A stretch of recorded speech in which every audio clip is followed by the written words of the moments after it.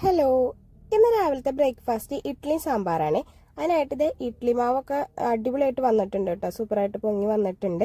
ഇനിയിപ്പോൾ അതിലേക്ക് നമുക്കൊരു സാമ്പാറും കൂടി ഉണ്ടാക്കണം. അപ്പോൾ ഇതൊരു ഇൻസ്റ്റയിൽ കണ്ട വീഡിയോ ആണ് കേട്ടോ ഈ സാമ്പാറിൻ്റെ. അതിനായിട്ട് പരിപ്പ് കഴുകി എടുത്തിട്ടുണ്ട്, അതിലേക്ക് കുറച്ച് മഞ്ഞൾപ്പൊടി ചേർത്തിട്ടുണ്ട്, പിന്നെ പാകത്തിന് വെള്ളം, അതുപോലെ തന്നെ കല്ലുപ്പും കായം പൊടിയാണ് കേട്ടോ ചേർത്തിട്ടുള്ളത്. എന്നിട്ട് നമുക്കിത് കുക്കർ അടച്ചിട്ട് ഒരു 4 വിസിൽ വേവിക്കാം കേട്ടോ. പിന്നെ തക്കാളി, വറ്റൽമുളക്, ജീരകം, വെളുത്തുള്ളി അരച്ചെടുക്കാം.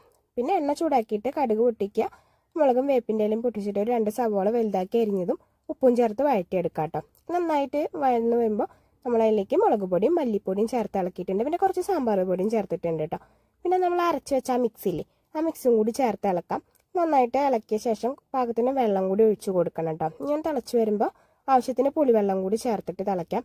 നമ്മുടെ പരിപ്പ് വെന്തിട്ട് ഒന്ന് ഉടച്ചെടുക്കണം കേട്ടോ. നന്നായിട്ട് ഉടച്ചിട്ട് അതും കൂടി അതിൽ ചേർത്ത് ഇളക്കിയെടുക്കാം. ഒരു തുണ്ട് ശർക്കരയാണ് ചേർക്കണത്. പിന്നെ തിള വരുമ്പോൾ കുറച്ച് വേപ്പിൻ്റെ ഇലയും മല്ലിയിലയും വിതറി കഴിഞ്ഞാൽ സാമ്പാർ റെഡി ആയിട്ടുണ്ട്. ഒരു തമിഴ് സ്റ്റൈൽ സാമ്പാറാണ് കേട്ടോ. അപ്പോൾ അത്രയേ ഉള്ളൂ.